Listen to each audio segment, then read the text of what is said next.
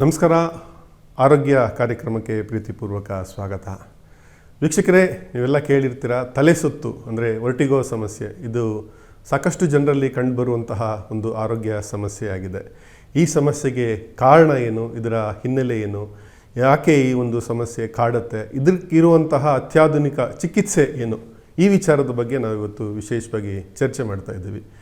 ಹೌದು, ನಮ್ಮ ಭಾರತದ ವಾಕ್ಶ್ರವಣ ವಲಯದಲ್ಲಿ ಅಪ್ರತಿಮ ಸಾಧನೆ ಮಾಡಿರುವಂತಹ, ದೇಶದ ಪ್ರಪ್ರಥಮ ಪದವಿಯನ್ನು ಕೂಡ ಪಡೆದಿರುವಂತಹ, ಅಂದರೆ ಈ ಒಂದು ವಾಕ್ಶ್ರವಣ ವಲಯದಲ್ಲಿ ಸಾಕಷ್ಟು ಕೆಲಸ ಮಾಡಿ DRDO ಮತ್ತು ಭಾರತೀಯ ವಾಯುಪಡೆಯಲ್ಲಿ ಸುಮಾರು 35 ವರ್ಷಗಳ ಕಾಲ ಸೇವೆ ಸಲ್ಲಿಸಿ ಹಲವಾರು ದೆಹಲಿಯ ಏಮ್ಸ್ ಸೇರಿದಂತೆ ಹಲವಾರು ವೈದ್ಯಕೀಯ ಒಂದು ಸಂಸ್ಥೆಗಳಲ್ಲಿ ವಾಕ್ಶ್ರವಣ ವಿಭಾಗವನ್ನು ತೆರೆದು ಅದಕ್ಕೆ ಒಂದು ಹೊಸ ಸ್ವರೂಪ ನೀಡಿದಂತಹ ಹಿರಿಯ ವೈದ್ಯರಾದಂತಹ ಡಾಕ್ಟರ್ ಪ್ರಾಣೇಶ್ ರಾವ್ ಅವರು ನಮ್ಮ ಜೊತೆ ಇದ್ದಾರೆ.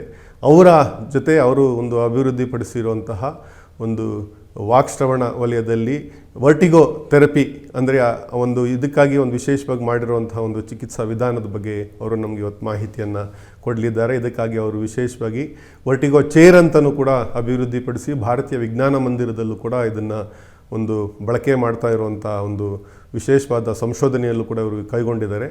ನಮ್ಮ ಜೊತೆ ಡಾಕ್ಟರ್ ಪ್ರಾಣೇಶ್ ರಾವ್ ಅವರಿದ್ದಾರೆ. ಸರ್, ನಿಮ್ಮ ಕಾರ್ಯಕ್ರಮಕ್ಕೆ ನಿಮಗೆ ಸ್ವಾಗತ. ಸರ್ ನಮಸ್ಕಾರ, ಎಲ್ರಿಗೂ ನಮಸ್ಕಾರ. ಸರ್, ಈಗ ವರ್ಟಿಗೋ ಸಮಸ್ಯೆ, ಇದು ವರ್ಟಿಗೋ ಅಂತಂದರೆ ಏನು? ಇದು ವರ್ಟಿಗೋ ಅಂತಂದರೆ ಸಾಮಾನ್ಯವಾಗಿ ಇದು ತಲೆ ತಿರುಗೋದು ಅಂತ ಹೇಳ್ತೀವಿ ನಾವು. ಈ ಮೆಡಿಕಲ್ ಟರ್ಮಲ್ಲಿ ವರ್ಟಿಗೋ ಅಂತೀವಿ. ಇಲ್ಲ ನಮ್ಮ ತಲೆ ತಿರುಗುವಿಕೆ ಅಂತಕ್ಕಂಥದ್ದು ಹೇಳ್ತಕ್ಕಂಥದ್ದು. ಈ ತಲೆ ತಿರುಗುವಿಕೆ ಅಂತಕ್ಕಂಥದ್ದು ಸಾಮಾನ್ಯವಾಗಿ ಬೇಕಾದಷ್ಟು ಕಾರಣಗಳಿಂದ ಬರಬಹುದು. ಆದರೆ ಇದಕ್ಕೆ ಯಾವುದು ಪರ್ಟಿಕ್ಯುಲರ್ ಕಾರಣ ಇದೆ ಅಂತಕ್ಕಂಥದ್ದು ಇದುವರೆಗೂ ನಮ್ಮ ಮೆಡಿಕಲ್ ಎಥಿಕ್ಸ್ನಲ್ಲಿ ಯಾರಿಗೂ ಗೊತ್ತಿಲ್ಲ. ಕಿವಿಯಲ್ಲಿ ಗುಯ್ ಅನ್ನೋ ಶಬ್ದ ಪ್ಲಸ್ ತಲೆ ತಿರುಗುವಿಕೆ ಎರಡು ಫ್ಯಾಕ್ಟ್ನಲ್ಲಿ ನಮ್ಮ ENT ಡಿಪಾರ್ಟ್ಮೆಂಟಲ್ಲಿ ಯಾವ ಥರದ್ದು ಒಂದು ಡಯಾಗ್ನೋಸಿಸ್ ಮಾಡ್ತಕ್ಕಂಥದ್ದು ಭಾಳ ಕಷ್ಟ. ಇದುವರೆಗೂ ಯಾರೂ ಮಾಡಿಲ್ಲ ಅದು. ಅದರಿಂದ ಈ ಹೊಸ ವಿಷಯ ಆದ್ದರಿಂದ ನಾವು ಇದು ಸಾಮಾನ್ಯವಾಗಿ ಕಂಡುಬಂದು 63ನೇ ಇಸ್ವಿಯಿಂದನೂ ಕೂಡ ಇದು ಪ್ರಾಬ್ಲಮ್ಸ್ ಇದೆ. ತುಂಬ ವರ್ಷಗಳಿಂದನೂ ಪ್ರಾಬ್ಲಮ್ ಇದೆ. ಆದರೆ ತುಂಬ ಜನ ಸೈಂಟಿಸ್ಟ್ ಎಲ್ಲ ವರ್ಕ್ ಮಾಡಿದ್ದಾರೆ. ತಲೆ ತಿರುಗೋ ಬರುತ್ತೆ, ಯಾವುದಕ್ಕೆ ಬರುತ್ತೆ, ಏನಕ್ಕೆ ಬರುತ್ತೆ, ಅದಕ್ಕೆ ಏನು ಟ್ರೀಟ್ಮೆಂಟ್ ಅಂತಕ್ಕಂಥದ್ದು ಗೊತ್ತಿಲ್ಲ. ಈಗ 70-70ನೇ ಇಸ್ವಿಲಿ ನಾನು ಏರ್ಫೋರ್ಸಿಗೆ ಸೇರಿಕೊಂಡಾಗ ನಮ್ಮ ಏರ್ ಮಾರ್ಷಲ್ ಮಾನಿಕ್ ಶಾ ಅವರು ಇದ್ದಾಗ ಈ ಥರ ಪೈಲಟ್ಸ್ ಎಲ್ಲ ಬಂದಾಗ ಈ ಥರ ತಲೆ ಗಿಡ್ಡಿನೆಸ್ ಅಂತ ಹೇಳ್ತಾರೆ. ಅದಕ್ಕೆ ಏನು ಕಾರಣ ಇರ್ಬೋದು, ಅದು ಹೇಗೆ ಕಂಡುಹಿಡಿಯೋದು ಅಂತ ಅಂದ್ಬಿಟ್ಟು ಆವಾಗ ನಾನು ಮೆಡಿಕಲ್ ಸೈನ್ಸಸ್ ಡೆಲ್ಲಿಲಿ ಕೆಲಸ ಮಾಡ್ತಾ ಇದ್ದಾಗ ಇದ್ರ ಬಗ್ಗೆ ಒಂದು ಸಂಕೀರ್ಣ ಇತ್ತು. ಆವಾಗ ಮಾಡಿದಾಗ ನನಗೆ army chief, naval chief, admiral Krishnan ಎಲ್ಲರೂ ಬಂದು ಈ ಥರ ಪ್ರಾಬ್ಲಮ್ ಇದೆ, ಇದು ಏತಕ್ಕೆ ಬರುತ್ತೆ, ಏನು ರೆಮಿಡಿ. ಈಗ ಪೈಲಟ್ಸು ಮೆಡಿಕಲ್ ಬಂದಾಗ ಅವರಿಗೆ ಫಿಟ್ನೆಸ್ ಹೆಂಗೆ ಕೊಡೋದು, ಕಿವಿ ಕೇಳೋದು ಒಂದೇ ಅಲ್ಲ, ಈ ತಲೆ ತಿರುಗಿದ್ದಾಗ ಅವ್ರನ್ನ ಫಿಟ್ನೆಸ್ ಹೆಂಗೆ ಮಾಡೋದು, ಅಸೆಸ್ಮೆಂಟ್ ಅಂತ ಕೇಳಿ ಆ ಪ್ರಶ್ನೆ ಕೊಟ್ಟರು. ಅದರಿಂದ ಇದ್ರ ಬಗ್ಗೆ ಚೆನ್ನಾಗಿ ಅದನ್ನು ಅರ್ಥ ಮಾಡಿಕೊಂಡು ಅದ್ರ ಬಗ್ಗೆ ವರ್ಕ್ ಮಾಡ್ತಾಯಿದ್ದೆ ನಾನು. ಸರ್, ಈಗ ವರ್ಟಿಗೋ ಥೆರಪಿ ಅಂತ ನೀವೊಂದು ಹೊಸ ಒಂದು ಇದನ್ನು ಚಿಕಿತ್ಸಾ ವಿಧಾನನ ನೀವು ಪರಿಚಯಿಸ್ತಾ ಇದ್ದೀರಾ. ಇದು ಭಾರತೀಯ ವಿಜ್ಞಾನ ಮಂದಿರದಲ್ಲೂ ಕೂಡ ಈ ಥರದ್ದೊಂದು ಚೇರನ್ನು, ಈ ರೀತಿಯ ಚಿಕಿತ್ಸಾ ಪದ್ಧತಿಯನ್ನು ನೀವು ಅಳವಡಿಸೋದಕ್ಕೆ ಸಂಶೋಧನೆ ಕೂಡ ಮಾಡ್ತಾ ಇದ್ದೀರಾ. ಸೊ ಈ ಚೇರಿನ ವೈಶಿಷ್ಟ್ಯತೆ ಏನು, ಈ ವರ್ಟಿಗೋ ಚೇರು ಏನು, ಯಾವ ರೀತಿ ವರ್ಟಿಗೋ ಥೆರಪಿಗೆ ಎಷ್ಟರ ಮಟ್ಟಿಗೆ ಇದು ಪೂರಕ ಆಗುತ್ತೆ ಅಂತ? ಈ ವರ್ಟಿಗೋ ಚೇರ್ ಅಂತಕ್ಕಂಥದ್ದು ಏನು ವೈಶಿಷ್ಟ್ಯ ಇರತಕ್ಕಂಥದ್ದು ಏನು ಅಂದರೆ, ಈ ಚೇರು ರೊಟೇಟ್ ಮಾಡುತ್ತೆ, ಕ್ಲಾಕ್ ವೈಸಲ್ಲಿ ರೊಟೇಟ್ ಮಾಡುತ್ತೆ, ಆ್ಯಂಟಿ ಕ್ಲಾಕ್ ವೈಸಲ್ಲಿ ರೊಟೇಟ್ ಮಾಡುತ್ತೆ. ಅದು ವೇರಿಯೇಷನ್ಸು ಸ್ಪೀಡು ಮಾಡ್ಬೋದು, ಅಪ್ ಟು 20 ರೊಟೇಷನ್ಸ್ವರೆಗೂ ಪರ್ ಮಿನಿಟ್ವರೆಗೂ ಮಾಡ್ತಾಯಿದೆ. ಅದು ನಮಗೆ ನಾರ್ಮಲ್ ಲೈಫ್ಗೆ ನಮಗೆ ಅಷ್ಟೊಂದು ಸ್ಪೀಡ್ ಏನೂ ಬೇಕಾಗಿಲ್ಲ. ಸಾಮಾನ್ಯವಾಗಿ ನಾವು 10-15 RPM ರೊಟೇಷನ್ ಹಾಕ್ಕೊಂಡು ರೊಟೇಟ್ ಮಾಡ್ಬೋದು. ಈ ರೊಟೇಷನ್ ಯಾವುದಕ್ಕೆ ಅಂತ ಹೇಳಿದರೆ, ನಮಗೆ ಗಿಡ್ಡಿನೆಸ್ ಅಂತಕ್ಕಂಥದ್ದು ನಿಮಗೆ ತಲೆ ತಿರುಗೋದು ಒಂದು ರೊಟೇಷನ್ ಇದ್ದೇ ಇರುತ್ತೆ. ಈ ರೊಟೇಷನ್ ಮಾಡೋದ್ರಿಂದ ಏನಾಗುತ್ತೆ, ಆಗಿಂದಾಗಿ ರೊಟೇಷನ್ ಮಾಡ್ತಕ್ಕಂಥ ನಿಮಗೆ ವಾಮಿಟಿಂಗ್ ಬರ್ತದೆ, ನಾಸಿಯಾ ಬರ್ತದೆ, ಬ್ಯಾಲೆನ್ಸ್ ತಪ್ತದೆ, ಇವೆಲ್ಲವೂ ಅದರಿಂದ ಎಫೆಕ್ಟ್ ಆಗುತ್ತೆ. ಅದರಿಂದ ಈ ಚೇರ್ ಬಗ್ಗೆ ಏನಾಗ್ತದೆ, ಈ ಚೇರ್ ಕೂಡ ಅದನ್ನು ರಿಪೀಟೇಟಿವ್ ಮಾಡೋದು, ಹ್ಯಾಬಿಚುಯೇಷನ್ ಅಂತ ಹೇಳ್ತೀವಿ ಅದಕ್ಕೆ. ಈ ರೊಟೇಟ್ ಮಾಡಿದ್ದನ್ನು ಪದೇ ಪದೇ ರೊಟೇಟ್ ಮಾಡ್ತಾಯಿದ್ದರೆ ಚೇರ್ ಏನಾಗುತ್ತೆ, ನಿಮಗೆ ವೆಸ್ಟಿಬಲ್ ಸಿಸ್ಟಮ್ಗೆ ಎಫೆಕ್ಟ್ ಆಗಿರತಕ್ಕಂಥದ್ದು ಒಂದು ಹ್ಯಾಬಿಚುಯೇಷನ್ ಬರುತ್ತೆ. ಈ ಆಸ್ಪೆಕ್ಟು ಸಾಮಾನ್ಯವಾಗಿ ಯಾರಿಗೂ ಗೊತ್ತಿಲ್ಲ. ಈಗ ಹಿಂದೆ ಮೆಡಿಸಿನ್ಸ್ ಎಲ್ಲ ಕೊಡ್ಬೋದು, ಎಲ್ಲ ಮಾಡ್ಬೋದು. ಆದರೆ ಈ ರೊಟೇಷನ್ ಯಾತಕ್ಕೆ ಮಾಡಬೇಕು ಅಂತ ಕೇಳಿದರೆ, ಇದು ಪೈಲಟ್ಸ್ಗೆ ನಾವು ಮಾಡುವಾಗ ನಾವು ಈ ಚೇರ್ನ ಚೆನ್ನಾಗಿ ಗ್ರೌಂಡ್ ಲೆವೆಲಲ್ಲಿ ಟ್ರೀಟ್ಮೆಂಟ್ ಕೊಟ್ಟು ಹ್ಯಾಬಿಟೇಷನ್ ತಂದು ಆಮೇಲೆ ಅವ್ರು ಸ್ಪೇಸಲ್ಲಿ ಹೋದರೂ ಕೂಡ ಅವ್ರಿಗೇನು ಗಿಡ್ಡಿನೆಸ್ ಬರದೇ ಇರಲಿ ಅಂತಕ್ಕಂಥದ್ದು ಒಂದು ಪ್ರಾಬ್ಲಮ್ಮು. ಈಗ 63ನೇ ಇಸ್ವಿಯಿಂದ ಹಿಂದೆ ಇದುವರೆಗೂ ಸುಮ್ಮನೆ ಮೆಡಿಸಿನ್ಸ್ ಎಲ್ಲ ಕೊಡ್ತಾಯಿದ್ರು. ಈ ತಲೆ ಚಕ್ರ ಬರೋದಕ್ಕೆ ಏನು ಕಾರಣ ಅಂತಕ್ಕಂಥದ್ದು ಯಾರೂ ಕಂಡುಹಿಡಿದಿಲ್ಲ. ಏನಾಗುತ್ತೆ, ಕೆಲವರು ನೀವೇನು ಮಾಡ್ತೀರಿ, ತಲೆ ತಿರುಗಿ ಬಂದಿದೆ ಅಂತಂದರೆ BP ಹತ್ರ ಹೋಗ್ತೀರಿ, ಜನರಲ್ ಮೆಡಿಸಿನ್ ಚೆಕಪ್ ಮಾಡ್ತಾರೆ, ನೋಡಿ ಬ್ಲಡ್ ಟೆಸ್ಟ್ ಮಾಡಿ ಅಂತಾರೆ, ಅದರಲ್ಲೆಲ್ಲ ನಾರ್ಮಲಾಗಿ ಬರ್ತದೆ. ಆಮೇಲೆ ECG ಮಾಡಿಸು ಅಂತಾರೆ, ಅದರಲ್ಲೂ ನಾರ್ಮಲಾಗಿ ಬರುತ್ತೆ. ಆ ಪೇಷಂಟ್ ತಲೆ ಬಿಮ್ ಅಂತ ಇದೆ ಅಂತಾರೆ. ಆವಾಗ ಬಿಮ್ ಅಂತ ಇದ್ದಾಗ ಅವ್ರೇನು ಮಾಡ್ತಾರೆ, CT ಸ್ಕ್ಯಾನು MRI ಸ್ಕ್ಯಾನು ಮಾಡುವಂತಾರೆ. ಅದರಲ್ಲೂ ಇನ್ವೆಸ್ಟಿಗೇಷನ್ಸ್ ಏನೂ ಸಿಕ್ಕೋದಿಲ್ಲ. ಕಡೆಗೆ ಇಲ್ಲ ಸರ್ ಇದು ನ್ಯೂರಲಾಜಿಕಲ್ ಪ್ರಾಬ್ಲಮ್ ಅಂತ ನ್ಯೂರಾಲಜಿಸ್ಟಿಗೆ ರೆಫರ್ ಮಾಡ್ತಾರೆ. ಆದರೂ ತಲೆ ತಿರುಗೋ ಕಡಿಮೆ ಆಗೋದಿಲ್ಲ ಅವ್ರಿಗೆ. ತಲೆ ತಿರುಗಬೇಕಾಗಿದ್ದರೆ ಸಾಮಾನ್ಯವಾಗಿ ಈ ತಲೆ ತಿರುಗೋದ್ರಿಂದ ಅವ್ರಿಗೇನಾಗುತ್ತೆ, ಬ್ಯಾಲೆನ್ಸ್ ಕೂಡ ತಪ್ಪುತ್ತೆ. ಈ ಬ್ಯಾಲೆನ್ಸ್ ತಪ್ಪೋದ್ರಿಂದ ಏನಾಗುತ್ತೆ, ಫ್ಯಾಮಿಲಿ ಲೈಫ್ ಓಡೋದಕ್ಕೆ ಮಾಡೋಕ್ಕೆ ತುಂಬ ತೊಂದರೆ ಆಗುತ್ತೆ. ಆದ್ದರಿಂದ ನನಗೇನಾಯಿತು, ಈ ರಷ್ಯನ್ ಬ್ಯಾಲೆಯವರು ಅಲ್ಲಿ ನಿಂತ್ಕೊಂಡು ರೊಟೇಟ್ ಮಾಡ್ತಾರೆ, ಅವರು ಬೀಳೋದಿಲ್ಲ. ಹಾಗೆ ಸರ್ಕಸ್ಸಲ್ಲಿ ನೀವು ನೋಡಿರಬೇಕು, ವೈರ್ ಮೇಲೆ ನಡೀತಾರೆ, ಕೇಜ್ದಲ್ಲಿ ಅವರು ಬೀಳೋದಿಲ್ಲ. ಯಾತಕ್ಕೆ, ಮೊದಲಿಂದ ಅವ್ರು ಪ್ರಾಕ್ಟೀಸ್ ಮಾಡಿರ್ತಾರೆ. ಆದ್ದರಿಂದ ಏನಾಗುತ್ತೆ, ಅದು ಹ್ಯಾಬಿಟೇಷನ್ ಆಗಿರುತ್ತೆ, ಅವ್ರಿಗೆ ಅದೊಂದು ಕೂಡ ಬೀಳಲ್ಲ. ಆದ್ದರಿಂದ ಇದಕ್ಕೆ ನಾವೇನು ಮಾಡಿದ್ವಿ, ಇದಕ್ಕೋಸ್ಕರವಾಗಿ ನಾನು ಹಲವಾರು ಎಕ್ವಿಪ್ಮೆಂಟ್ಸ್ನ ಡಿಸೈನ್ ಮಾಡಿದ್ದೀನಿ ಏರ್ಫೋರ್ಸಲ್ಲಿ. ಅದನ್ನು ಆಮೇಲೆ ಬೇಕಾದ್ರೆ ಯಾವ ಎಕ್ವಿಪ್ಮೆಂಟ್ಸ್ ಅಂತಕ್ಕಂಥದ್ದನ್ನು ತೋರಿಸ್ತೀನಿ, ಅದನ್ನು ಹೇಳ್ಬೋದು. ಈ ಎಕ್ವಿಪ್ಮೆಂಟ್ಸ್ ಎಲ್ಲ ಏನಾಗುತ್ತೆ, ನಾವು ಪೈಲಟ್ಸ್ ಬಂದಾಗ ಗಿಡ್ನೆಸ್ ಏನು ಬರುತ್ತೆ, ಕಾರಣ ಏನು ಅಂತ ಅನ್ಕೊಂಡು ನಡೆಯಬೇಕಾದ್ರೆ ಕಿವಿ ಸಾಮಾನ್ಯವಾಗಿ ಎಲ್ರಿಗೂ ಏನು ಇಂಪ್ರೆಷನ್ ಅಂತಂದರೆ ಬ್ರೈನಲ್ಲಿ ಏನೋ ಆಗೋಗ್ಬಿಟ್ಟಿದೆ, ತಲೆ ತಿರುಗಿ ಬರ್ತಾಯಿದೆ ಅಂತ ಅಂತಾರೆ. ಆದರೆ ನಮಗೆ ಮುಖ್ಯವಾಗಿರ್ತಕ್ಕಂಥದ್ದು ಆರ್ಗನ್ನು, ಯಾವುದು ಅಂಗಾಂಗ ಕಿವಿ ಬ್ಯಾಲೆನ್ಸ್ ಮೆಕ್ಯಾನಿಸಮ್ ಬರ್ತಕ್ಕಂಥದ್ದು ಎಲ್ರಿಗೂ ಗೊತ್ತಿರೋ ಹಾಗೆ 3 ಜನಕ್ಕೆ ಗೊತ್ತಿಲ್ಲ. ಅದು ಕಿವಿನಲ್ಲಿರ್ತಕ್ಕಂಥದ್ದು. ಕಿವಿನಲ್ಲಿ ಹೊರಗಡೆ ಕಿವಿ, ಮಧ್ಯದ ಕಿವಿ, ಒಳಗಡೆ ಕಿವಿ. ಒಳಗಡೆಯಲ್ಲಿರ್ತಕ್ಕಂಥದ್ದು ಸರ್ಕಲ್ ಅಂತ ವೃತ್ತಾಕಾರವಾಗಿರ್ತಕ್ಕಂಥ ಸೆಮಿ ಸರ್ಕಲ್ ಕೆನಾಲ್ಸ್ ಇದೆ. ಅದರೊಳಗಡೆ ಏನಿರುತ್ತೆ, ಲಿಕ್ವಿಡ್ ಇರುತ್ತೆ, ಎಂಡೋಲಿಂಫು ಪೆರಿಲಿಂಫ್ ಅಂತ ಲಿಕ್ವಿಡ್ ಇರುತ್ತೆ. ಆ ಲಿಕ್ವಿಡ್ ಒಳಗಡೆ ಒಂದು ಹೇರ್ ಸೆಲ್ಸ್ ಇರುತ್ತೆ ಸರ್. ಆ ಹೇರ್ ಸೆಲ್ಸ್ ಏನಾಗುತ್ತೆ, ನೀವು ಮೂವ್ ಮಾಡಿದಾಗ ಆ ಹೇರ್ ಸೆಲ್ಲು ಮೂವ್ ಆಗುತ್ತೆ. ಸಿಂಪಲ್ ಎಕ್ಸಾಂಪಲ್ ಕೊಡಬೇಕು ಅಂದರೆ, ನದಿ ನೀರು ಹರಿತಾ ಇರುತ್ತೆ, ಒಂದು ಜೊಂಡಿರುತ್ತೆ ಅಂತ ಇಟ್ಕೊಳ್ಳಿ. ಆ ನದಿ ನೀರು ಕಡೆ ಹೇಳಿದಾಗ ಜೊಂಡಿ ಕಡೆ ಬೆಂಡಾಗುತ್ತೆ. ಆದರೂ ಕೂಡ ಆ ಜೊಂಡು ಅದು ಸ್ಟ್ರೈಟಾಗಿ ಟ್ರೈ ಮಾಡುತ್ತೆ. ಆದರೆ ನೀರು ಫ್ಲೋ ಜಾಸ್ತಿ ಇದೆ, ಬರೋದಿಲ್ಲ. ಇವಾಗ ಏನಾಗುತ್ತೆ, ಈ ಥರ ಗಿಡ್ಡಿನೆಸ್ ಇರ್ತಕ್ಕಂಥ ಪೇಷಂಟ್ಸಲ್ಲಿ ಏನಾಗ್ತದೆ, ಅದು ಫ್ಲೋ ಆಗ್ತಕ್ಕ, ನೀವು ನೆಕ್ ಸಡನ್ನಾಗಿ ಟರ್ನ್ ಮಾಡಿದಾಗ ಅದಕ್ಕೆ ಹೇರ್ ಸೆಲ್ಸ್ ಮೂವ್ ಆಗುತ್ತೆ, ಅದು ಆಟೋಮ್ಯಾಟಿಕ್ ಆಗೋದು ವಾಪಸ್ ಬರೋದಿಲ್ಲ. ಅದೇ ಸ್ಟ್ಯಾಂಡ್ಲಿಗೆ ಫೀಲಿಂಗ್ ಆಫ್ ಗಿಡ್ಡಿನೆಸ್ ಬರ್ತಕ್ಕಂಥದ್ದು. ಅದರಿಂದ ಈ ಗಿಡ್ಡಿನೆಸ್ ಬರ್ತಕ್ಕಂಥದ್ದು ಯಾವಾಗಲೂ ಕೂಡ ರೋಟರಿ ಸೆನ್ಸೇಷನ್ನಿಂದನೇ ಬರಬೇಕು. ಅದರಿಂದ ಇದರಿಂದ ಮೆಡಿಸಿನ್ಸ್ ಹೋಗೋದಕ್ಕೆ ಏನೂ ಅಪ್ರೋಚ್ ಮಾಡೋಕ್ಕಾಗೋದಿಲ್ಲ. ಅದಕ್ಕೋಸ್ಕರ ಎಕ್ಸ್ರೇ ತೆಗೆಸ್ಬೋದು. ಆದರೆ ಆ ಇನ್ನರ್ ಇಯರ್ ಇರ್ತಕ್ಕಂಥದ್ರಲ್ಲಿ ಫೋಟೋ ತೆಗೆತಕ್ಕಂಥದ್ದು ಕಷ್ಟ. ಈ ಇನ್ನರ್ ಇಯರ್ನಲ್ಲಿ 3-4 ಆರ್ಗನ್ ಇರುತ್ತೆ. 3 ಸೆಮಿ ಸರ್ಕಲ್ ಕೆನಾಲು ಪರ್ಪೆಂಡಿಕ್ಯುಲರ್ ಆಗಿ 90 ಡಿಗ್ರೀಸ್ ಎದ್ದ ಇರ್ತಕ್ಕಂಥದ್ದು. ಈ ಕೆನಾಲ್ ಇರ್ತಕ್ಕಂಥದ್ದು ಅಲ್ಲಿ ಒಟ್ಟಿಗೆ ಸೆಮಿ ಸರ್ಕಲ್ ಕೆನಾಲ್ಸ್ ಅಂತ 3 ಕೆನಾಲ್ಸ್ ಇರುತ್ತೆ, ಯೂಟ್ರಿಕಲ್ ಅಂತ ಇರುತ್ತೆ, ಸ್ಯಾಕ್ಯುಲ್ ಅಂತ ಇರ್ತದೆ. ಈ 3 ಆರ್ಗನ್ನು ಸೇರಿಕೊಂಡು ಅದಕ್ಕೆ ವೆಸ್ಟಿಬ್ಯುಲರ್ ಸಿಸ್ಟಮ್ ಅಂತ ಹೇಳ್ತೀವಿ. ಆ ವೆಸ್ಟಿಬ್ಯುಲರ್ ಸಿಸ್ಟಮಿಂದ ನರ್ವ್ ಒಂದು ಹೋಗುತ್ತೆ. ನೀವು ಕಿವಿ ಕೇಳಿಸ್ತೀರಲ್ಲ, ಅದಕ್ಕೆ ಕಾಕ್ಲಿಯರ್ ಪೋರ್ಷನ್ ಅಂತ ಹೇಳ್ತೀವಿ. ಕಾಕ್ಲಿಯಿಂದ ಒಂದು ನರ್ವ್ ಹೋಗುತ್ತೆ. ವೆಸ್ಟಿಬ್ಯುಲರ್ ನರ್ವು ಈ ಕಾಕ್ಲಿಯರ್ 2 ಸೇರಿಕೊಂಡು ಅದು ವೆಸ್ಟಿಬ್ಯುಲರ್ ಸಿಸ್ಟಮ್ ಬ್ರೈನ್ಗೆ ಆಡಿಟರಿ ಕಾರ್ಟೆಕ್ಸು ಹೋಗುತ್ತೆ. ಆವಾಗ ನೀವು ಏನು ಫೀಲಿಂಗ್ ಏನಾಗ್ತದೆ ಅಂತಕ್ಕಂಥದ್ದು ಫೀಲ್ ಆಗುತ್ತೆ. ಅಥವಾ ಏನಾಗುತ್ತೆ, ನೀವು ಚೇರ್ನ ರೊಟೇಟ್ ಮಾಡ್ತಾ ಇದ್ದರೂ ಕೂಡ ನಿಮಗೆ ಕೆಲವರಿಗೆ ಏನಾಗುತ್ತೆ, ಪರ್ಟಿಕ್ಯುಲರ್ ಸ್ಪೀಡ್ ಬಂದಾಗ ನಮ್ಮ ಚೇರ್ ಅದು ಹೇರ್ ಸೆಲ್ಸ್ ಸ್ಟ್ರೈಟಾಗಿ ಬರೋದ್ರಿಂದ ನಿಮಗೆ ಚೇರ್ ರೊಟೇಟ್ ಆಗ್ತಾಯಿದೆ ಅಂತ ಗೊತ್ತಾಗೋದಿಲ್ಲ. ಇದು ಈ ತಿರ್ತಕ್ಕಂಥದ್ದು ಏನಾಗುತ್ತೆ, ಒಂದು ಫಾಲ್ಸ್ ಸೆನ್ಸೇಷನ್ನು. ಈಗ ನೀವು ಕಾರಲ್ಲಿ ಹೋಗ್ತಾ ಇರ್ತೀರಿ ಅಂತ ಇಟ್ಕೊಳ್ಳಿ, ಕಾರ್ ಸಡನ್ನಾಗಿ ಸಿಗ್ನಲ್ ಬಂತು, ಸ್ಟಾಪ್ ಮಾಡ್ತೀರಿ, ತಕ್ಷಣ ಯು ಫೀಲ್ ಆಸ್ ಇಫ್ ನೀನು ಕಾರ್ ಹಿಂದಕ್ಕೆ ಹೋದಂಗೆ ಕಾಣುತ್ತೆ. ಕಾರ್ ಹಿಂದಕ್ಕೆ ಹೋಗ್ತಾ ಇರಲ್ಲ, ನಿಮ್ಮದು ಬೇಯ್ನು ಅದನ್ನು ಪರ್ಸೀವ್ ಮಾಡೋಕ್ಕಾಗೋದಿಲ್ಲ. ಅದಕ್ಕೆ ಅದು ಹ್ಯಾಬಿಟೇಷನ್ ಅಂತ ಹೇಳ್ತೀವಿ. ಅದಕ್ಕೋಸ್ಕರ ಏನಾಗುತ್ತೆ, ಈ ಚೇರಲ್ಲಿ ನಿಮಗೆ ರೊಟೇಟ್ ಮಾಡ್ತಾ ಇದ್ದಾಗ ಸಡನ್ನಾಗಿ ಚೇರ್ ಸ್ಟಾಪ್ ಮಾಡಿದರೆ ನಿಮಗೆ ಆಪೋಸಿಟ್ ಡೈರೆಕ್ಷನಲ್ಲಿ ಹೋದಾಗ ಕಾಣಿಸುತ್ತೆ. ಈಗ ಈ ಪ್ರಾಬ್ಲಮ್ ಯಾವುದಕ್ಕೆ ಬಂತು ನಮಗೆ ಅಂತಂದರೆ, ಈ ಹಿಂದಿನ ಕಾಲದಲ್ಲಿ ಏರೋಪ್ಲೇನಲ್ಲಿ ಏರ್ಕ್ರಾಫ್ಟಲ್ಲಿ ಏನಾಗ್ತಿತ್ತು, ಪೈಲಟ್ಸು ಅವರು ಸ್ಪೀಡು ವೇರಿಯೇಷನ್ ಮಾಡಬೇಕಾಗುತ್ತೆ, ರಾಡಾರ್ ಇರ್ತಿದ್ದೆ, ಈ ಬಗ್ಗಿ ಹಿಂಗೆ ಎತ್ತೋರು. ಈ ಬಗ್ಗೆ ಎತ್ತಾಗ ಸಡನ್ನಾಗಿ ಅವರಿಗೆ ಗಿಡ್ಡಿನೆಸ್ ಬರ್ತಾಯಿತ್ತು. ಅದು ಅದಕ್ಕೆ ಏನಕ್ಕೆ ಬರುತ್ತೆ, ಅದಕ್ಕೋಸ್ಕರವಾಗಿ ನಾನೇನು ಹೇಳಿದೆ, ಇವಾಗ ಇದು ಬೆಂಡ್ ಮಾಡ್ತಕ್ಕಂಥದ್ದು ಬೇಡ, ಇನ್ಸ್ಟ್ರೂಮೆಂಟ್ಸ್ ಇರುತ್ತಲ್ಲ, ಆ ಇನ್ಸ್ಟ್ರೂಮೆಂಟ್ಸ್ ನೋಡ್ಕೊಂಡು ಇದು ಮಾಡಬೇಕು ಅಂತಕ್ಕಂಥದ್ದು. ಇನ್ನೊಂದು ನಿಮ್ಗೆ ಏನಾಗುತ್ತೆ ಭಾವನೆ ಅಂತಂದರೆ, ಏರ್ಕ್ರಾಫ್ಟ್ ಬಹುಶಃ ನೀವು ಏರ್ಕ್ರಾಫ್ಟಲ್ಲಿ ಬೇಕಾದ್ರೆ ಟ್ರೈ ಮಾಡ್ತಿರ್ತೀರಿ, ಏರೋಪ್ ಹೊಡೆ ನೋಡಿದ್ರೆ ನಿಮಗೆ ಮೇಲೆ ಏರೋಪ್ಲೇನ್ ಮೇಲಕ್ಕೆ ಹೋಗ್ತಾ ಇದ್ದಾಗ ಭಾವನೆ ಆಗುತ್ತೆ. ನೀವು ಆ ಥರ ಮೇಲಕ್ಕೆ ಹೋಗ್ತಾ ಇದ್ದರೆ ಎಲ್ಲೋ ಹೆವನ್ ಬೋಟ್ ಹೋಗ್ತೀರ ಅಷ್ಟೇ. ಅದಲ್ಲ, ಅದು ನಿಮಗೆ ಏನಾಗುತ್ತೆ, ನಿಮ್ಮ ಬಾಡಿ ಪ್ಯಾರಲಾಗಿ ಅರ್ಥಕ್ಕೆ ಪ್ಯಾರಲಾಗಿ ಹೋಗ್ತಿರುತ್ತೆ, ಜಿ ನಿಮ್ಗೆ ಆಕ್ಟ್ ಮಾಡ್ತಾ ಇರುತ್ತೆ. ಇವೆರಡದು resultant force resultant. You feel as if you are going up and down. So ಇದನ್ನು ಹೇಗೆ ಸಿಮ್ಯುಲೇಟ್ ಮಾಡೋದು? ಕಿವಿ ಸರ್ಕ್ಯುಲರ್ ಕ್ಯಾನಲ್ಸ್ನಲ್ಲಿ ಆಟೋಲಿ ಫರ್ಗನ್ ಅಂತ ಹೇಳಿದೆ, ಅದನ್ನು ಹೇಗೆ ಸಿಮ್ಯುಲೇಟ್ ಮಾಡೋದು? ಅದು ಒಂದು ಪ್ರಶ್ನೆ. ಅದಕ್ಕಾದ್ರೆ ಏನು ಮಾಡಿದೆ, ನಾನು ಒಂದು ಟೇಬಲ್ನ ಕಂಡಿಡಿದೆ. ಆ ಟೇಬಲ್ನಲ್ಲಿ ಮಲಗಿಸೋದು, ಆ ಚೇರ್ನ ಪ್ಯಾರಲಾಗಿ ಮೂವ್ ಮಾಡೋದು. ಮೂವ್ ಮಾಡಿದ ತಕ್ಷಣ ಏನಾಗುತ್ತೆ, ನೀವು you feel as it going up and down. ಇದು ಒಂದು ಅಭ್ಯಾಸ ಆಗಿರ್ತಕ್ಕಂಥದ್ದು. ಇನ್ನೊಂದು ಕೆಲವರು ರೋಲ್ ಸಿಮ್ಯುಲೇಟರ್ ಅಂದರೆ, ನೀವು ಏರ್ಕ್ರಾಫ್ಟಲ್ಲಿ ರೀಸೆಂಟಾಗಿ ನೀವು ಏರ್ ಶೋ ನೋಡಿರಬೇಕು. ಏರೋಪ್ಲೇನ್ ಗಿರಂತ ತಿರುಗಿಸ್ತಾರೆ, ಆದರೂ ಬೀಳಲ್ಲ ಅವರು. ಯಾಕೆ? ಅದನ್ನು ಪ್ರಾಕ್ಟೀಸ್ ಮಾಡಿರಬೇಕು ಅವರು. ಅರ್ಥವಾಯ್ತು? ಆದ್ದರಿಂದ ರೋಲ್ ಮಾಡ್ತಾರೆ. ಕೆಲವರು ಏರ್ಕ್ರಾಫ್ಟ್ ಮೇಲಕ್ಕೆ ಹೋಗುತ್ತೆ, ಜಂಪ್ ಮಾಡುತ್ತೆ, ಹೈ ಆಲ್ಟಿಟ್ಯೂಡಿಂದ ಕೆಳಗಡೆ ಬರುತ್ತೆ, ಜೀನೂ ಇರುತ್ತೆ. ಇವೆಲ್ಲ ಅಫೆಕ್ಟಿಂದ ಏನಾಗುತ್ತೆ, ಮುಖ್ಯವಾಗಿ ಆರ್ಗನ್ ಅಫೆಕ್ಟ್ ಆಗ್ತಕ್ಕಂಥದ್ದು ಇದು. ಸಾಮಾನ್ಯವಾಗಿ ನಾವು ಪೈಲಟ್ಸ್ಗೆ ಅಸೆಸ್ಮೆಂಟ್ ಮಾಡಬೇಕಾಗಿದ್ದರೆ ಕಿವಿ ಮೇಲೆ ಭಾಳ ಇಂಪಾರ್ಟೆಂಟು. ಒಂದು, ನಾವು ಹೇಳಿದ ಕಮ್ಯುನಿಕೇಷನ್ ಅರ್ಥ ಆಗಬೇಕು, ಅದು ಸ್ಪೀಚ್ ಪ್ರಾಬ್ಲಮ್ಮು. ಇನ್ನೊಂದು, ಈ ಗಿಡ್ನೆಸ್ ಪ್ರಾಬ್ಲಮ್ ಅಂತಕ್ಕಂಥದ್ದನ್ನು ಎವ್ಯಾಲ್ಯೂಯೇಟ್ ಮಾಡಬೇಕು. ಇದಕ್ಕೆ ಏನು ಟ್ರೀಟ್ಮೆಂಟು ಹೇಗೆ ಅಂತ ಇರಲಿಲ್ಲ. ಅದಕ್ಕೆ ನಾನು ಕೆಲವು ರೋಲ್ ಸಿಮ್ಯುಲೇಟರು, ಡಿಸೋರಿಯಂಟೇಷನ್ ಸಿಮ್ಯುಲೇಟರ್, ಅದರ ಪಿಕ್ಚರ್ ತೋರಿಸ್ತೀನಿ ನಿಮಗೆ. ಆ ಇನ್ಸ್ಟ್ರೂಮೆಂಟ್ಸ್ ಮಾಡಿ ಅದನ್ನು ನಮ್ಗೆ ಏರ್ ಚೀಫ್ ಹೇಳಿದಾಗ ಯಾತಕ್ಕೆ ಬರುತ್ತೆ ಅಂತ ಈ ಎಕ್ವಿಪ್ಮೆಂಟ್ಸ್ ಎಲ್ಲ ಕಂಡುಹಿಡಿದು ಅದನ್ನು ಅಸೆಸ್ಮೆಂಟ್ಗೋಸ್ಕರ ಮಾಡ್ತಾಯಿದ್ದೆ.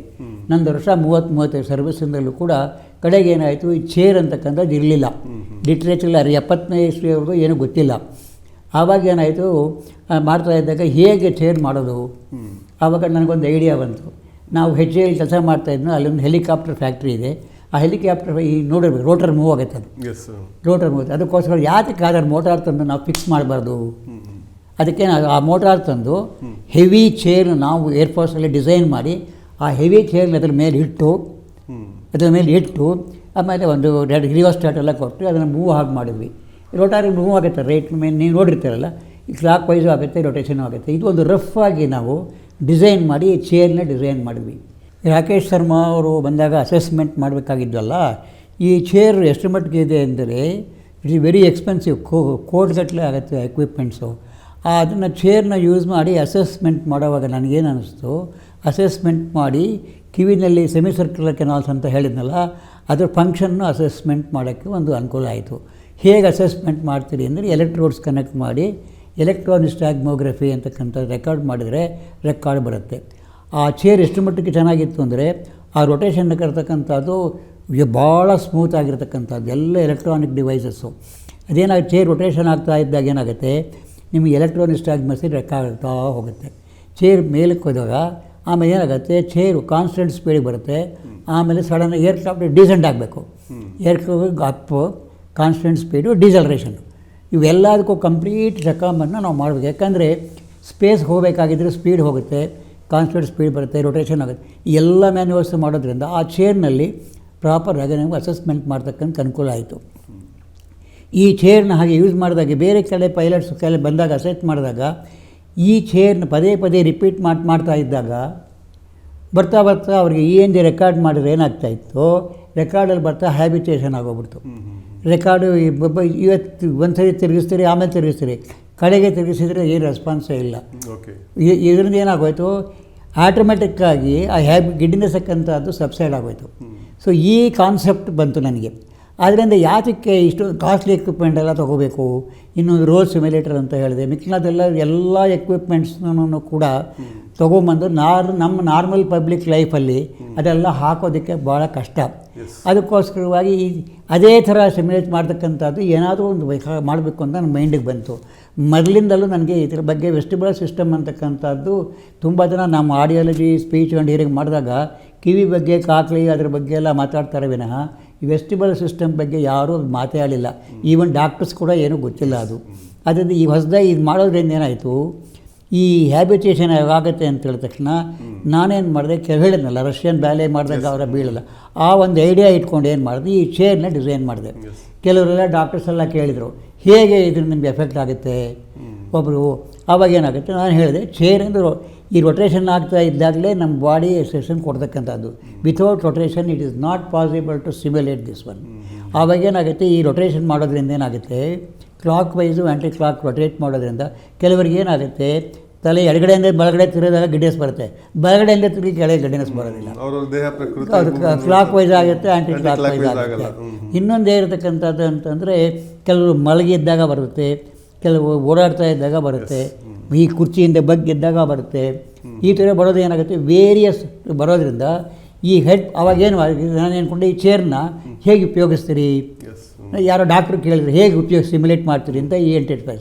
ನಾನು ಹೇಳಿದೆ ಚೇರನ್ನು ಸರಿದ್ದೆ, ಸ್ಟ್ರೈಟಾಗಿ ಕೂತ್ಕೊಂಡಾಗ ಪರ್ಟಿಕ್ಯುಲರ್ ಕೆನಾಲ್ ರೊಟೇಟ್ ಆಗುತ್ತೆ, ಕ್ಲಾಕ್ ವೈಸ್ ಆ್ಯಂಟಿ ಕ್ಲಾಸ್. ಹೆಡ್ಡನ್ನು ಬೆಂಡ್ ಮಾಡಿ, ಈಗ ಅದರ್ ಕೆನಾಲ್ಸ್ ಸಿಮ್ಯುಲೇಟ್ ಆಗುತ್ತೆ. ಕ್ಲಾಕ್ ವೈಸು ರಿಪೀಟ್ ಮಾಡಿ, ಹೆಡ್ಡು ಬ್ಯಾಕ್ ಮಾಡಿ, ರೊಟೇಟ್ ಮಾಡಿ. ನಿಮಗೆ ತಲೆ ಮೇಲ್ಗಡೆ ಮಾಡಿದಾಗ ಗಿಡಿನೆಸ್ ಬರ್ತಾ, you keep head back and then rotate clockwise. So ಈ repeat again and again. Doctor, ಈಗ ವರ್ಟಿಗೋದಲ್ಲಿ ಎಷ್ಟು ವಿಧಗಳಿದ್ದಾವೆ, ಯಾವ ರೀತಿ ಅದನ್ನು ನೀವು ಗುರುತಿಸಿದ್ದೀರಾ? ಒಂದು ಸಬ್ಜೆಕ್ಟಿವ್ ವರ್ಟಿಗೋ ಅಂತ. ಸಬ್ಜೆಕ್ಟಿವ್ ವರ್ಟಿಗೋ ಅಂದರೆ ಏನು, ನೀವು ಕೂತ್ಕೊಂಡಾಗ ನಿಮ್ಮ ತಲೆನೇ ತಿರುಗಿದಂಗಾಗುತ್ತೆ, ಅದು ಬಂದು.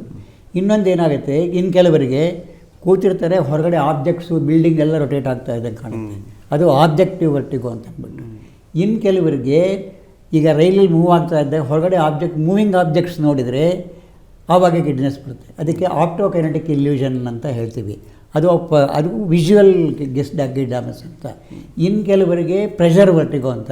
ಈ ಕೆಲವರು ಮಕ ತೊಳ್ಕೊಬೇಕಾದ್ರೆ ಮೂಗು ಭದ್ರವಾಗಿ ಮುಚ್ಚಿ ಬ್ಲೋ ಮಾಡ್ತಾರೆ, ಆ ಪ್ರೆಷರ್ ವರ್ಟಿಗೋ ಅಂದರೆ ಗಿಡ್ನೆಸ್ ಬರುತ್ತೆ. ಹೈ ಆಲ್ಟಿಟ್ಯೂಡಿಂದ ಲೋ ಆಲ್ಟಿಟ್ಯೂಡ್ ಬಂದಾಗ ಗಿಡ್ನೆಸ್, ಅದು ಪ್ರೆಷರ್ ವರ್ಟಿಗೋ ಅಂತ ಹೇಳ್ತೀವಿ. ಹಾಗಾಗಿ ಮೊದಲನೇದಾಗಿ subjective vertigo, objective vertigo and also visual ಆಪ್ಟಿಗೋ ವರ್ಟಿಗೋ ಬರುತ್ತೆ. ಈ ವರ್ಟಿಗೋ ಕೆಲಸ ಬರ್ತಕ್ಕಂಥದ್ದು ಕೂಡ ಒಂದು ಮುಖ್ಯವಾಗಿರ್ತಕ್ಕಂಥದ್ದು ಆರ್ಗನ್ ಎಫೆಕ್ಟ್ ಆಗಿರ್ತಕ್ಕಂಥದ್ದು ಸೆಮಿಸರ್ಕಲ್ ಆಲ್ಸೋ. ಅದರಿಂದ ಇದನ್ನು ಅಸೆಸ್ಮೆಂಟ್ ಮಾಡ್ತಕ್ಕಂಥದ್ದು ಭಾಳ ಇಂಪಾರ್ಟೆಂಟ್. ಇದಕ್ಕೆ ಏಜು ಏನಿಲ್ಲ, ಯಾವ ಏಜಲ್ಲಿ ಬೇಕಾದ್ರೂ ಬರ್ಬೋದು. ಮೊದಲು ನಾವು ಚಿಕ್ಕ ಮಕ್ಕಳಲ್ಲಿ ನೋಡ್ತಾ ಇರಲಿಲ್ಲ, ಈಗ 14-13 ವರ್ಷದವರು ಕೂಡ ಇದು ಬರ್ತಾ ಇದ್ದವು, ಗಿಡ್ನೆಸ್ ಬರ್ತಾ ಇದೆ. ಯಾತಕ್ಕೆ ಅಂತ ನನಗೆ ಗೊತ್ತಿಲ್ಲ. ಇದು ಸಾಮಾನ್ಯವಾಗಿ ನೀನು ಮೇಲೆ ಗಿಡ್ನೆಸ್ಸು ಲೇಡೀಸಲ್ಲಿ ಭಾಳ ಜಾಸ್ತಿ ಅಂತ ನನ್ನ ಇನ್ಸಿಡೆನ್ಸ್ ಪ್ರಕಾರ. ಆಫ್ಟರ್ 40-45 ಎಲ್ಲ ಸ್ಟಾರ್ಟ್ ಆಗುತ್ತೆ ಇದು. ಯಾವುದಕ್ಕೆ ಅಂತಂದ್ಬಿಟ್ಟು ಇದು ಇನ್ನು ಕೆಲವರು ಡಾಕ್ಟ್ರ್ ಹತ್ರ ಆರ್ಗ್ಯೂ ಮಾಡಿದ್ದಕ್ಕೆ, ಇಲ್ಲ ಸರ್ ಅದೆಲ್ಲ ಲೇಡೀಸಲ್ಲಿ ಪ್ರಾಬ್ಲಮ್ಮು, ಹಾರ್ಮೋನಲ್ ಪ್ರಾಬ್ಲಮಿಂದ ಬರೋದು. ಅದಕ್ಕೂ ಹಾರ್ಮೋನ್ ಎಲ್ಲ ಈಗ ಇಲ್ಲದೇ ಇದ್ದರೂ ಕೂಡ ಗಿಡ್ಡಿನೆಸ್ ಇರ್ತಕ್ಕಂಥದ್ದಿದೆ. ತುಂಬ ಜನ ಇಂಬ್ಯಾಲೆನ್ಸ್ ಎಲ್ಲ ಬರ್ತಕ್ಕಂಥದ್ದು. ಅದರಿಂದ ಅದಕ್ಕೆ ಅದು ಕಾರಣ ಅಲ್ಲ ಅಂತಂದ್ಬಿಟ್ಟು ಒಂದು ಡಾಕ್ಟ್ರೆ, ಎಷ್ಟು % ಜನಕ್ಕೆ ಈ ಒಂದು ಸಮಸ್ಯೆ ನೀವು ಮಕ್ಕಳಲ್ಲೂ ಕೂಡ ಕಂಡು ಬರ್ತಾ ಇದೆ ಅಂತ ಹೇಳ್ತಾ ಇದ್ದೀರಾ? ಒಟ್ಟು 10 ಕೇಸು ENTಗೆ ಬಂದರೆ 5 ಕೇಸು ಗಿಡ್ಡಿನೆಸ್ ಪ್ರಾಬ್ಲಮ್. ಒಬ್ಬೊಬ್ಬರಿಗೂ ನಂತರ ಸಿಂಪ್ಟಮ್ ಬರ್ತಕ್ಕಂಥದ್ದು. ಈಗ ಅದರಿಂದ ಹೆಚ್ಚು ಕಮ್ಮಿ ನೀವು ಲೆಕ್ಕ ಹಾಕ್ಕೊಳ್ಳಿ, ಹೆಚ್ಚು ಕಮ್ಮಿ general population all over India ನೀವು ತೊಗೊಂಡ್ರೆ ಹೆಚ್ಚು ಕಮ್ಮಿ ನಮ್ಮ ಲೆಕ್ಕದ ಪ್ರಕಾರ 1.3% ಜನರಲ್ ಪಾಪ್ಯುಲೇಷನ್ನು. ಇದು ಬರ್ತಾ ಈ ನಡುವೆ ಇನ್ಸಿಡೆನ್ಸು ವಿಪರೀತ ಜಾಸ್ತಿ ಆಗ್ತಾಯಿದೆ. ಯಾತಕ್ಕೆ ಅಂತಂದರೆ ನನಗೆ ಗೊತ್ತಿಲ್ಲ. ಯಾತಕ್ಕೆ ಅಂದರೆ ಒಂದು ರೀಸನ್ ಏನಂತಂದರೆ, ನಾನು ಪರ್ಸನಲ್ ಒಪಿನಿಯನ್ ಏನಂತಂದರೆ, ನಾವು ಮಾಡ್ತಕ್ಕಂಥ ಕೆಲಸಗಳ ಬಗ್ಗೆ ಈ ಕೆಲಸ ಎಲ್ಲ ಮಾಡ್ತಾಯಿದ್ವಿ. ಈಗಿನ ಕಾಲದಲ್ಲಿ ಯಾರೂ ಮಾಡೋದಿಲ್ಲ. ಮನೆಯಲ್ಲಿ ಹೆಂಗಸರು ಸಾರಿಸೋದಕ್ಕೆ, ಗೊತ್ತೋದಕ್ಕೆ, ಪ್ರತಿಯೊಂದು ಎಲ್ಲ ಮೆಷಿನ್ ಮಾಡಿ, ನಮ್ಮ ಬಾಡಿ ಎಕ್ಸಸೈಸಸ್ಸೇ ಇಲ್ಲ. ಆ ವೆಸ್ಟಿಬಲ್ ಸಿಸ್ಟಮ್ ಈಗ ನೀವು ಬಗ್ಗಿ ಕಸ ಗುಡಿಸ್ತೀರಿ, ಬಗ್ಗಿ ಪಾತ್ರೆ ತೊಳಿತೀರಿ, ಏನಾಗುತ್ತೆ ಅವೆಲ್ಲ ಮಾಡೋದ್ರಿಂದ ಏನಾಗುತ್ತೆ, ನಮ್ಗೆ ಆಟೋಮೆಟಿಕ್ಕಾಗಿ ಹ್ಯಾಬಿಟೇಷನ್ ಬ್ರೈನ್ಗೆ ಆಗುತ್ತೆ. ಇವಾಗ ಏನಾಗಿದೆ ಅದೆಲ್ಲ ರೆಡ್ಯೂಸ್ ಆಗೋಗ್ಬಿಟ್ಟಿದೆ. ಅದರಿಂದ ಈಗ ಇದು ಒಂದು ಮುಖ್ಯವಾಗಿರ್ತಕ್ಕಂಥ ಕಾರಣ. ಆಮೇಲೆ ಕೆಲವರು ಏನು ಮಾಡ್ತಾರೆ, ಗಿಡ್ನೆಸ್ ಬಂತು ಅಂತಂದರೆ ಸ್ಟೆಮಿಟಿಲ್ಲು ಇದು ಮೆಡಿಸಿನ್ ಪ್ರಕಾರ ಬಂತು ಅಂದರೆ ಸಾಮಾನ್ಯ ಯಾವ ಡಾಕ್ಟರ್ ಹತ್ರ ಹೋದರೂ ಕೂಡ ಇದುವರೆಗೂ 4 ಡ್ರಗ್ ಇರೋದು. ಒಟ್ಟು 14 ಟೈಪ್ ಆಫ್ ಡ್ರಗ್ಸ್ ಇದೆ. ಆ ಡ್ರಗ್ಸ್ ಎಲ್ಲ ತೊಗೊಂಡ್ರೆ ಒಂದೊಂದು ಡ್ರಗ್ಗೂ ಒಂದೊಂದು ಸೈಡ್ ಎಫೆಕ್ಟ್ ಇದೆ. ನಾಸಿಯಾ ಆಗುತ್ತೆ, ವಾಮಿಟಿಂಗ್ ಸೆನ್ಸೇಷನ್ ಆಗೋದು, ಹೊಟ್ಟೆ ಅಪ್ಸೆಟ್ ಆಗ್ಬೋದು. ಒಬ್ಬೊಬ್ಬರಿಗೆ ನಂತರ ಎಫೆಕ್ಟ್ ಆಗಿದೆ ಅಂತ ಗೊತ್ತಾಗುತ್ತೆ. ಸೊ ಈ ಒಟ್ಟಿಗೆ ಮೆಡಿಸಿನ್ ತೊಗೊಳ್ಳೋದ್ರಿಂದ ಏನಾಗುತ್ತೆ, ನಿಮಗೆ ನಿದ್ದೆ ಬಂದಂಗೆ ಆಗುತ್ತೆ. ಅದರಿಂದ ಫೀಲ್ಸ್ ಹ್ಯಾಪಿನೆಸ್. ಅದು ಸ್ವಲ್ಪ ಎಕ್ಸಿಟಿವ್ ಕಡಿಮೆ ಆಯಿತು ಅಂದರೆ again they feel giddiness also. So ಬರ್ತಾ ಆಗುತ್ತೆ. ಇದು ಯಾಕೆ ಅಂದರೆ ಬೇಸಿಕ್ಕಾಗಿ ಗಿಡ್ಡಿನೆಸ್ ಅಂತಕ್ಕಂಥದ್ದು ಡಿಸೀಸ್ ಅಲ್ಲ, it is only A symptom. ಅದು ತಲೆನೋವು ಹೆಡೇಕ್ ಬಂದರೆ ಬೇಕಾದ ಮೇಲೆ ಜಗಳಾಡಿದ್ರು ಬರ್ಬೋದು. ಸೊ ಕಾಸಸ್ಸು ನಿಮ್ಮ ಮನುಷ್ಯನಿಗೆ ಈ ಗಿಡ್ಡಿನೆಸ್ ಬಂದ ತಕ್ಷಣ ನಿಮ್ಗೆ ಇಂಡಿಕೇಷನ್ ಮಾಡುತ್ತೆ, ಏನೋ ನಿಮ್ಮ ಬಾಡಿನಲ್ಲಿ ಏನೋ ಪ್ರಾಬ್ಲಮ್ ಇದೆ, ಎಲ್ಲ ಚೆಕಪ್ ಮಾಡಿ. ಆ ನೆಪದಲ್ಲಿ ಅದಕ್ಕೂ ಎಲ್ಲ ಚೆಕಪ್ ಮಾಡ್ತೀರಿ. ಈ ಚೆಕಪ್ ಮಾಡಿದಾಗ ಏನಾಗುತ್ತೆ, ಇಮ್ಮಿಡಿಯೇಟಾಗಿ ನಿಮಗೆ ಈ ಗಿಡ್ಡಿನೆಸ್ ಇರ್ತಕ್ಕಂಥದ್ದು ಗೊತ್ತಾಗೋದಿಲ್ಲ. ಈ ಮೆಡಿಸಿನ್ ತೊಗೊಳ್ತಾರೆ, ಮನ್ಸ್ ಟುಗೆದರ್ ತೊಗೊಂಡಿದ್ದಾರೆ, ಅವ್ರಿಗೆ ಏನೂ ಕ್ಯೂರೇಟಿವ್ ಆಗಿಲ್ಲ. ಇದು ಬೈ ಎಕ್ಸಸೈಸು ಮಾಡೋದ್ರಿಂದ ನಮ್ಗೆ ಕ್ಯೂ ಆಗುತ್ತೆ ಅಂತಕ್ಕಂಥದ್ದು ಅದಕ್ಕೋಸ್ಕರ ಗೊತ್ತಾಗೋದ್ರಿಂದ ಇದಕ್ಕೆ ಚೇಂಜ್ ಮಾಡೋದಕ್ಕೆ ನಾನು ಒಂದು ನಮ್ಮ ಲೈಫ್ ಸ್ಟೈಲಲ್ಲಿ ಆಗಿರುವಂಥ ಬದಲಾವಣೆಗಳು. ಹೌದು 80%. ಎರಡನೇದಾಗಿ ನಮಗೆ ನಾರ್ಮಲ್ ಲೈಫಲ್ಲಿ ಏನು ಮಾಡ್ತೀವಿ, ನಮಗೆ ಈ ಪೈಲಟ್ಸ್ ಈಗ ನಮಗೇನಾಗುತ್ತೆ, ಈ ಅಸೆಸ್ಮೆಂಟಲ್ಲಿ ಪೈಲಟ್ಸ್ಗೆ ಒಂಥರ ನಮ್ಗೆ ಅವ್ರಿಗೆ ಹೈ ಆಲ್ಟಿಟ್ಯೂಡ್ ಅದಕ್ಕೆ ಬೇಕಾಗುತ್ತೆ. ನಮಗೆ ನಾರ್ಮಲ್ ಲೈಫಲ್ಲಿ ಆ ಥರ ಅಷ್ಟೊಂದು ಏನು ಸ್ಪೆಸಿಫಿಕೇಷನ್ಸ್ ಬೇಕಾಗಿಲ್ಲ. ಬರೀ ಜಸ್ಟ್ ಮೂವ್ಮೆಂಟ್ ಮಾಡಿದಾಗ ಯಾವ ಥರ ಪೊಸಿಷನ್ ಬರ್ತಕ್ಕಂಥ ಅಸೆಸ್ಮೆಂಟ್ ಮಾಡಿಕೊಂಡ್ರೆ ನಮ್ಗೆ ಈ ಅಸೆಸ್ಮೆಂಟ್ ಮಾಡೋದೇ ಭಾಳ ಕಷ್ಟ ಈಗ. ಅಂದರೆ ಈಗ ಪ್ರಯಾಣ ಮಾಡಬೇಕಾದ್ರೆ ಟ್ರಾವೆಲಿಂಗ್ ಟೈಮಲ್ಲಿ ಕೆಲವರಿಗೆ ತುಂಬ ವಾಂತಿ ಆಗುವಂಥದ್ದು, ತಲೆ ಸುತ್ತು ಬರುವಂಥದ್ದು, ಈ ಥರ ಸಮಸ್ಯೆಗಳು ಕೂಡ ಇದ್ದಾವೆ. ಇದು ಹೇಗೆ ಅಂತ? ಟ್ರಾವೆಲ್ ಸಿಕ್ನೆಸ್ ಅಂತ ಹೇಳ್ತೀವಿ. ಈಗ ನಮ್ಮ ಫ್ಯಾಮಿಲಿ ತುಂಬ ಜನ ಅದೇ ಥರ ಇದ್ದಾರೆ. ಬಸ್ಸಲ್ಲಿ ಹೋಗೋವಾಗ ಹೊರಗಡೆ ಆಬ್ಜೆಕ್ಟ್ ಮೂವ್ ಮಾಡ್ತಾರಲ್ಲ, ಅವಾಗ ನೋಡಿದ ತಕ್ಷಣ ಅವ್ರಿಗೆ ಗಿಡ್ಡಿನೆಸ್ ಬರುತ್ತೆ, ವಾಮಿಟಿಂಗ್ ಬರ್ತದೆ, ಗೊತ್ತೈತೆ. ಸೊ ಇದಕ್ಕೆ ಟ್ರಾವೆಲ್ ಸಿಕ್ನೆಸ್ ಅಂತಾರೆ. ಇನ್ನು ಕೆಲವರು ಸಮುದ್ರದಲ್ಲಿ ಪ್ರಯಾಣ ಮಾಡುವಾಗ ಸೀ ಸಿಕ್ನೆಸ್ ಅಂತ ಹೇಳ್ತೀವಿ. ಏರೋಪ್ಲೇನಲ್ಲಿ ಹೋಗುವಾಗ ಅದಕ್ಕೆ ಏರ್ ಸಿಕ್ನೆಸ್ ಅಂತ ಹೇಳ್ತೀವಿ. ಎಲ್ಲ ಫಾರ್ಮ್ ಏರ್ ಸಿಕ್ನೆಸ್ಸು, ಎಲ್ಲೇ ಇದ್ದರೂ ಕೂಡ ಮುಖ್ಯವಾಗಿರ್ತಕ್ಕಂಥದ್ದು ಆರ್ಗನ್ ಎಫೆಕ್ಟ್ ಆಗಿರ್ತಕ್ಕಂಥದ್ದು ಸೆಮಿ ಸರ್ಕಲ್ ಕೆನಾಲ್ಸು, ಕಿಂದ ಇನ್ನರ್ ಇಯರು. ಸೊ ಅದಕ್ಕೆ ನಾವು ಹ್ಯಾಬಿಟೇಷನ್ ಮಾಡಲೇಬೇಕು. ಇನ್ನು ಕೆಲವರಿಗೆ ಏನಾಗುತ್ತೆ, ಮೀನಿಯಸ್ ಡಿಸೀಸ್ ಅಂತ ಇದೆ ಸರ್. ಈ ಮೀನಿಯಸ್ ಡಿಸೀಸ್ ಅಂದ್ರೇನು, ಒಂದು ಕಿವಿ ಲಾಸು, ಒಂದು ಕಿವಿಲಿ ರಿಂಗಿಂಗ್ ಸೌಂಡ್ ಇರುತ್ತೆ, ವಾಮಿಟಿಂಗ್ ಸೆನ್ಸೇಷನ್, ಎಲ್ಲ ಗ್ರೂಪ್ ಆಫ್ ಸಿಂಪ್ಟಮ್ಸ್ ಕಾಳಿ ಅದಕ್ಕೆ ಮೀನಿಯಸ್ ಅಂತ ಹೇಳ್ತೀವಿ ಸರ್. ಇನ್ನೊಂದು ಕೆಲವರಿಗೆ ಗಿಡ್ಡಿನೆಸ್ ಬರುತ್ತೆ, ಮೈಗ್ರೇನ್ ಇದೆ ಸರ್. ಮೈಗ್ರೇನಿಂದನೂ ಗಿಡ್ಡಿನೆಸ್ ಬರುತ್ತೆ. ಅದರಿಂದ ಡೀಟೇಲ್ ಹಿಸ್ಟ್ರಿ ನಮಗೆ ಭಾಳ ಇಂಪಾರ್ಟೆಂಟು. ಇಮಿಡಿಯೇಟ್ಲಿ ಹೋದ ತಕ್ಷಣ ಮೆಡಿಸಿನ್ ತೊಗೊಳೋದು ಇಂಪಾರ್ಟೆಂಟ್ ಅಲ್ಲ. ಡೀಟೇಲ್ ಹಿಸ್ಟ್ರಿ ತೊಗೊಂಡಾದಮೇಲೆ ನೀವು ಇದು ಪೊಸಿಷನಲ್ ವರ್ಟಿಗೋ ಅಂತ ಸರ್ಟಿಫೈ ಮಾಡಬೇಕು. ಪೊಸಿಷನಲ್ ಸರ್ಟಿಗೋ ಆದಾಗಿಂದ ನನಗೆ ಈ ಬಿಹೇವಿಯರ್ ಥೆರಪಿ ಪ್ಲಸ್ ಈ ವರ್ಟಿಗೋ ಚೇರ್ ಥೆರಪಿಯಿಂದ ಭಾಳ ಮೇಕ ಅನುಕೂಲ ಆಗುತ್ತೆ. That is one like all about it. ಅಂದರೆ ಈಗ ವರ್ಟಿಗೋಗು ಅಂದರೆ ತಲೆ ಸುತ್ತುವಿಕೆಗೂ ದೇಹ ಇಂಬ್ಯಾಲೆನ್ಸು, ದೇಹ ಸಮತೋಲನ ಕಳೆದುಕೊಳ್ಳೋದಕ್ಕೂ ಏನು ವ್ಯತ್ಯಾಸ ಕಾಣ್ತೀರಾ ಡಾಕ್ಟರ್ ನೀವು? ಈ ಪೊಸಿಷನ್ ಆಫ್ ದಿ ಬಾಡಿ ನಮಗೆ ಗೊತ್ತಾಗತಕ್ಕಂಥದ್ದು 3 ಪ್ರೋಪ್ರಿಯೋಸೆಪ್ಷನ್ ಅಂತ ಹೇಳ್ತೀವಿ. ಒಂದು ವಿಷನ್ನು, ಇನ್ನೊಂದು ಸೆನ್ಸ್ ಆಫ್ ಟಚ್ಚು, ಇನ್ನೊಂದು ಸೆನ್ಸ್ ಆಫ್ ಟಚ್ಚು. ನೀವು ಕಾಲ ಮೇಲೆ ನೋಡಿರ್ತೀವಿ, ಸೆನ್ಸ್ ಆಫ್ ಟಚ್ ಆಗುತ್ತೆ, ವಿಷನ್ ಇರುತ್ತೆ. ನಾವು ವಿಷನ್ಗೆ ಫೋರ್ಗ್ರೌಂಡ್ ಸೆನ್ಸ್ ಅಂತ ಹೇಳ್ತೀವಿ, ಆಡಿಟರಿ ಪರ್ಸೆಪ್ಷನ್ಗೆ ಬ್ಯಾಕ್ಗ್ರೌಂಡ್ ಸೆನ್ಸ್ ಅಂತ ಹೇಳ್ತೀವಿ. ನಮಗೆ ಮುಖ್ಯವಾಗಿ ಕಣ್ಣು ಕ್ಲೋಸ್ ಮಾಡಿದಾಗ ನೀವು ಬ್ಯಾಲೆನ್ಸ್ ಬಾಡಿ ಮೆಂಟೈನ್ ಮಾಡ್ತಕ್ಕಂಥದ್ದು ಯಾವುದು, ವೆಸ್ಟಿಬ್ಯುಲರ್ ಸಿಸ್ಟಮ್ಮು. ಸೊ ಅಂಥ ಜನಕ್ಕೆ ಓಡಾಡ್ತಾ ಆಗೋ ಇಂಬ್ಯಾಲೆನ್ಸ್ ಬೆಳೆದಾಗ ಮೋಸ್ಟ್ ಪ್ರಾಬಲಿ ಅವರಿಗೆ ವೆಸ್ಟಿಬ್ಯುಲರ್ ಸಿಸ್ಟಮ್ಮು ಅಫೆಕ್ಟ್ ಆಗಿರುತ್ತೆ.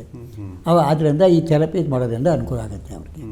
ಡಾಕ್ಟ್ರೆ, ಈಗ ಚಿಹ್ನೆ ಯಾವ ರೀತಿ, ಅಂದರೆ ಈಗ ತಲೆ ಸುತ್ತುವಿಕೆ ಅಂತಂದರೆ ಅದರ ಗುಣಲಕ್ಷಣಗಳು ಹೇಗೆ ಅಂತ? ಯಾಕೆಂದರೆ ಯುವಕರಾದರೆ ಎಲ್ಲೋ ಕಾರ್ ಓಡಿಸ್ಬೇಕಾದ್ರೆ ಅಥವಾ ಬೈಕ್ ರೈಡ್ ಮಾಡಬೇಕಾದ್ರೆ ತಲೆ ಸುತ್ತು ಬರುತ್ತೆ, ಎಲ್ಲೋ ಒಂದು ಕ್ಷಣ ನಿಲ್ಲಿಸ್ತಾರೆ ಮತ್ತು ಮೂವ್ ಆಗ್ತಾರೆ.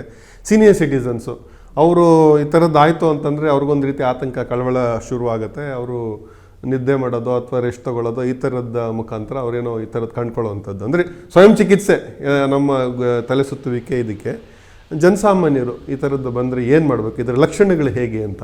ಈ ಗಿಡ್ಡಿನೆಸ್ ಅಂತದ್ದು ಸಿಂಪ್ಟಮ್ಸ್ ಅಂತಕ್ಕಂಥದ್ದು ಏನು, ಗಿಡ್ಡಿನೆಸ್ ಅಂತಕ್ಕಂಥದ್ದೇ ಒಂದು ಸಿಂಪ್ಟಮ್ ಇದ್ದಾಗೆ. ಅವಾಗೇನಾಗುತ್ತೆ, ತಲೆ ತಕ್ಷಣ ಬಂದಾಗ ಏನು ಮಾಡ್ತಾರೆ, ವಯಸ್ಸಾದವರು ಆದರೆ ಸ್ವಲ್ಪ ಹೊತ್ತು ಕೂತ್ಕೊಂಡು ರೆಸ್ಟ್ ತೊಗೋತಾರೆ. ಇವಾಗ ಏನೋ ಸಿಂಪ್ಟಮ್ಸನ್ನು ಮುಖ್ಯವಾಗಿರ್ತಕ್ಕಂಥದ್ದು ಏನಾಗಿದೆ, ನಮಗೆ ಸ್ವಲ್ಪ ಗೊತ್ತಾಗ್ತಾ ಇದ್ದಾಗೆ ನಮಗೆ ಕಣ್ಣು ಬ್ಲರಿಂಗ್ ಆಫ್ ದಿ ವಿಷನ್ ಆಗುತ್ತೆ, ಕಣ್ಣು ಮಂಜಾಗುತ್ತೆ, ಗೊತ್ತಾಯ್ತು. ಇನ್ನೊಂದು ಈ ವರ್ಟಿಗೋ ಇದು ಸ್ಮಾಲ್ ಸಿಂಪ್ಟಮ್ ಏನಂತಂತಂದರೆ ಅದಕ್ಕೆ ಡಿಸಿನೆಸ್ ಅಂತಾರೆ ಸರ್. ಡಿಸಿನೆಸ್ ಅಂತಾರೆ. ಡಿಸಿನೆಸ್ಗೂ ಗಿಡ್ಡಿನೆಸ್ಗೂ ಬೇರೆ ಡಿಫ್ರೆನ್ಸ್ ಬರುತ್ತೆ. ಸೊ ಡಿಸಿನೆಸ್ ಅಂದರೆ ಶಾರ್ಟ್ ವೈಲು, ತಕ್ಷಣ ಒಂದು ತಲೆ ತಿರಿದಂಗೆ ಆಗುತ್ತೆ, ಆಮೇಲೆ ಸರಿ ಹೋಗುತ್ತೆ, ಅರ್ಥವಾಯ್ತೆ. ಈ ಸಿಂಪ್ಟಮ್ಸ್ಗೂ ಕೂಡ ವೆಸ್ಟಿಬ್ಯುಲರ್ ಬ್ಯಾಲೆನ್ಸ್ ಆಗಿ ಇಂಬ್ಯಾಲೆನ್ಸ್ ಕಂಡ್ರೆ ಬರ್ತಕ್ಕಂಥದ್ದು. ಸೊ ಅದಕ್ಕೆ ನಾವು ಸಿಂಪ್ಟಮ್ ಗೊತ್ತಾದ ತಕ್ಷಣ ಅವ್ರು ಏನು ಮಾಡ್ತೀವಿ, ನಾವು ಸಾಮಾನ್ಯವಾಗಿ ಜನರಲ್ಲಾಗಿ ಏನು ಮಾಡ್ತಾಯಿದ್ದೀವಿ, ಜನರಲ್ ಮೆಡಿಕಲ್ ಚೆಕಪ್ ಮಾಡಿದಾಗ ಕಿವಿಗೆ ಟೆಸ್ಟ್ ಮಾಡೋಲ್ಲ ನಾವು. ಜನರಲ್ಲಾಗಿ ನಾರ್ಮಲ್ ಪಾಪ್ಯುಲೇಷನಲ್ಲಿ ನಾವು ಆಗಿಂದಾಗೇನ ಕಿವಿಗೆ ಚೆಕ್ ಮಾಡಬೇಕು. ಕಿವಿ ಚೆಕ್ ಮಾಡಿದಾಗ ಆಡಿಟ್ರಿ ಪರ್ಸೆಪ್ಷನ್ ಸರಿಗಿದೆಯಾ, ವೆಸ್ಟಿಬಲ್ ಫಂಕ್ಷನ್ ಸರಿಗಿದೆಯಾ, ಇಂಬ್ಯಾಲೆನ್ಸ್ ಅದನ್ನು ಟೆಸ್ಟ್ ಮಾಡ್ಬೋದು. ಮೊದಲು ಹಿಂದಿನ ಕಾಲದಲ್ಲಿ ಅವೆಲ್ಲ ಏನೂ ಪ್ರೊವಿಷನ್ ಇರಲಿಲ್ಲ. ಈಗ ಆಡಿಯೋಮೆಟ್ರಿ ಅಂತ ಇದೆ, ಮಿಡ್ಲ್ ಇಯರಿಂದ ಪ್ರಾಬ್ಲಮ್, ಮಿಡ್ಲ್ ಇಯರ್ ಇನ್ಫೆಕ್ಷನ್ಗೆ ಇಂಪಿಡೆನ್ಸ್ ಆಡಿಯೋಮೆಟ್ರಿ ಅಂತ ಇದೆ, ಬೆರಾ ಅಂತ ಇದೆ.